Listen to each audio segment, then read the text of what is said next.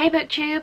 Just to get straight to it, I am pretty ill. I regret to confirm I do in fact have a case of the sniffles. It's not much more than that, but I do foresee me editing out a lot of unusable footage of me like coughing or wiping my nose. So please forgive all of this for this video. I can't help it. I attract bacteria apparently. So yeah, if my face is looking gross and my nose is looking red and my voice sounds ugh, this is why.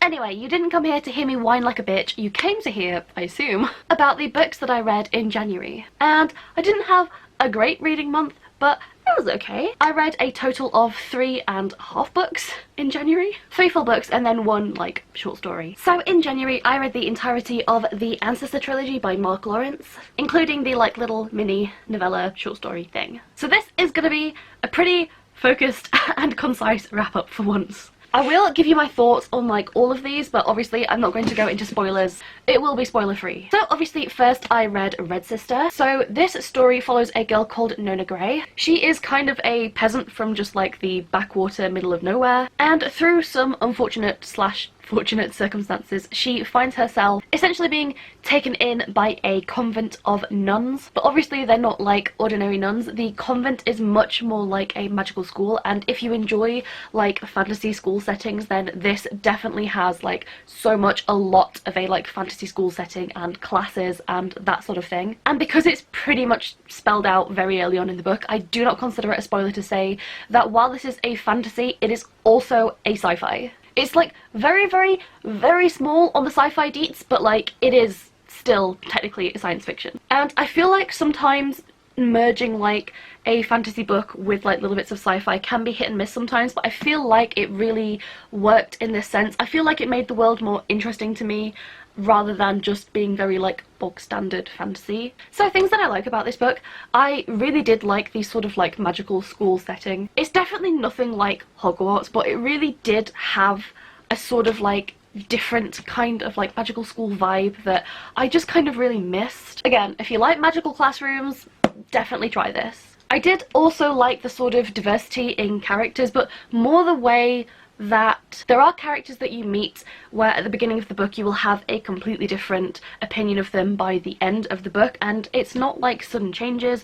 A lot of the time it is just like a slow change of opinion, whether for better or worse, and I feel like it's very natural and it always makes sense. And I like that the characters aren't just one note. Sometimes they're good, sometimes they're bad. I will say the character is very young in this book, and you definitely can tell, like you can really see like a change in the character as she ages. But I will say Kid Nona, not my favourite.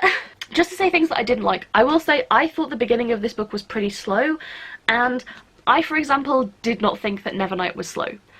Fight me in the comments, but I just didn't think it was. But this, I remember picking this up and I was like maybe like what 50 pages in or close to 100 pages in, and I was just thinking, I'm gonna hate my first read of the year. Because I wasn't really gelling with this book, I wasn't vibing with this book, I didn't think it was gonna be for me, and I think it's because the characters were so juvenile. I still can't tell if this is meant to be an adult book or a YA book. It reads much more like a YA to me, but there are some like adult topics in there, but it's not really explicit enough for me to think that it's definitely meant to be an adult book. It reads like a grown-up teen book, if that makes sense. But I don't really like children. I'm not really a fan of children in real life or fiction. So reading about characters, Nona is around about like 9 years old at the start of this book, and I just wasn't really a huge fan of her to begin with. I will say by the end of this book I did find myself like enjoying the world and the story and the characters a lot more, and I enjoy Nona as a character like the more we go through the books. I will say on that note, I have no idea who decided to like do these covers. Like I have no idea who designed this cover. But this is not a 9-year-old girl. Like, I'm sorry. Who is this? Who is this, like, I'm gonna guess, like, 20-something-year-old woman? I'm trying to think what else I didn't like about this book. And this is kind of like a personal thing, I do not like Mark Lawrence's writing style. That is just a personal thing. There's nothing that wrong with it, but I will say this man is not a fan of the Oxford comma, which I very much like, thank you. So sometimes, like, the cadence of the narrative didn't really gel with how I tend to like it to be. I like my Oxford commas, what can I say? But for the lack of commas, there were so many exclamation marks, and I understand using them in speech, you know, if a character's shouting, that's fine, but it just felt weird, like sometimes there would be an exclamation mark at the end of a sentence, and so at the end of a sentence I would suddenly shout, and I would be thinking, why am I suddenly like excited or surprised at the, if it's a narrative, like I don't, not a fan. Not a fan of the exclamation mark, like maybe like once or twice, but it was used so often it felt like a character should have been saying the line, but it was just the narrator, and I'm not a fan of that. Personal, I'm not a fan of that. If stuff like that doesn't bother you, probably none of this will bother you. Well, other good things about it though, this book is basically all female characters. Like pretty much every single character is a woman. Like every time a man walked onto the page I was like, who let you in? This is a girl's book, get out! So yeah, if you are looking for a story with like very strong female leads, very strong female characters, like a diverse cast of different kinds of female character, then I feel like this might just be what you could be looking for.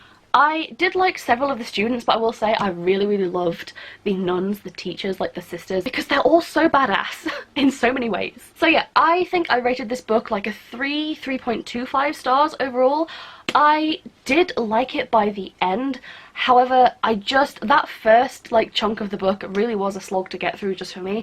I don't know whether it's just like seasonal depression because it's the first book of the year, it's January, but it just wasn't working for me. By the end of the book I was fine, I like went straight into the second one, but can't deny that I really hated reading a substantial portion of this book. And that and the ending is very abrupt. Like not quite as bad as Wayward Son, like middle of the sentence just suddenly gone, but yeah, if you're looking for like a satisfying resolution, no, this is the kind of series, and I'm glad I read it this way, where you really do have to read one and then immediately binge the next, because the ending to this book is not an ending. It feels like it ends like mid-paragraph.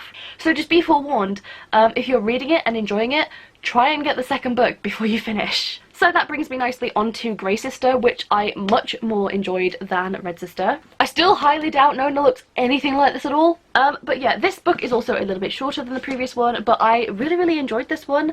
I found myself really liking other characters that we hadn't been so close to in the first book, and I liked the sort of like, I don't know, I like the direction this one took.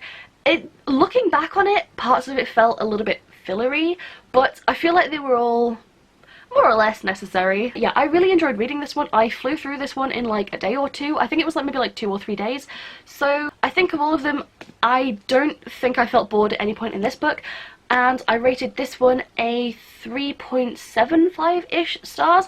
I considered a 4 stars, but it just wasn't quite like that level. I still didn't really like enjoy the writing style very much, and I still feel like the story in here was fairly simplistic. Like there wasn't anything that I couldn't guess. I will say, all of the plot twists in all of these books, like, I could see them all coming a mile away. I don't feel like Mark Lawrence is very good at hinting at something without, like, really hinting at it, like, too hard. So, I really did enjoy it, but high 3 stars, not quite a 4 stars. Then, after that, I went to pick up book 3, but I realised that there was a book 2.5, which is a ebook only, like, short story, and I'm so mad because I don't have an ebook reader, and I fucking hate reading books in ebook form. I just do. I like to have it on a page. So I managed to read this on my phone, on the bus. It was not my favourite, trying to figure out like if I actually needed like to buy an e-reader or download an app or something. Like, it wasn't the most fun. So by the time I actually managed to open this, I was like, this better be worth it. So I can't say anything about this. It's a short story in between the events of book 2 and book 3, and it's just kind of like a little like tiny pinch of like romancy kind of stuff. It reads very fan servicey in the way that it feels like a fanfic. It just feels like a little bit of nonsense out of the middle of nowhere, and it does deal primarily with like romantic topics with like a backdrop of some adventure. So I liked that. I was on board. I just felt like, again, when I got to the end of this one, I tried to keep scrolling and I was like, has it not downloaded correctly? It turned out it really was the end, but it didn't feel like that was the end. I really genuinely felt that there were sentences missing, that there was maybe another paragraph or several more pages missing off the end to like wrap things up. I thought that maybe there would be more. In terms of romance, it wasn't like, if you're looking for an actual romantic story, not here. It's just like a tiny little, a teeny tiny little pinch of something. It's a very short story. It's like 49 ebook type pages or whatever, so it's very short. I only gave this one like a 2.5. Wasn't really my favorite.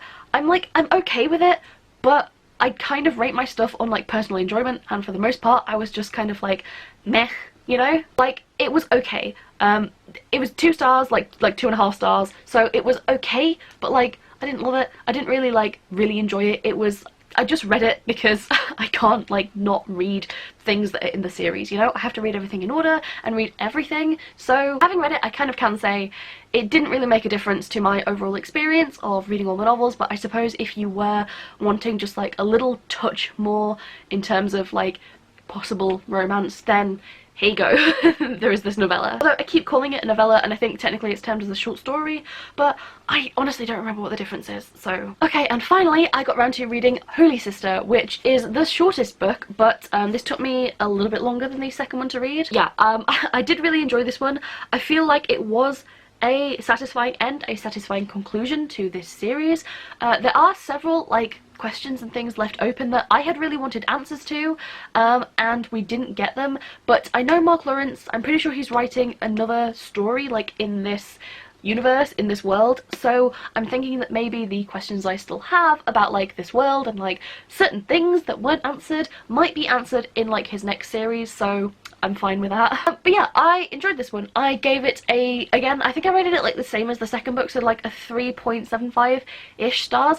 I think the second one had the most enjoyment for me, but I feel like I have the most emotional attachment to this one. So yeah, I personally think that this was a pretty good series. Yeah, so like, yeah, you can really see how like small the third book is in comparison to the first one, but I honestly don't think they needed to put really much more in the third book. I can't really think of anything that I was really missing that maybe Mark Lawrence could have put in, aside from those few unanswered questions, but I understand that that's probably like bait for like carrying on with the next series. So yeah, I think this is a pretty good series. As I say, it kind of, to me, it does bridge that gap between like teen fiction and adult fiction, so I think if you enjoy both, then you will enjoy a lot of the sort of like tropes that this series has. I feel like it was just a pretty fun ride. It was original enough that I didn't feel like I had been here before. I didn't feel like it was just rehashing the same old stuff over and over again. I felt like it was original enough to like really keep me engaged, but like in a very familiar sort of school type setting. So I think it could also be pretty good if you're a fantasy fan but also a sci-fi fan. I feel like if you like either,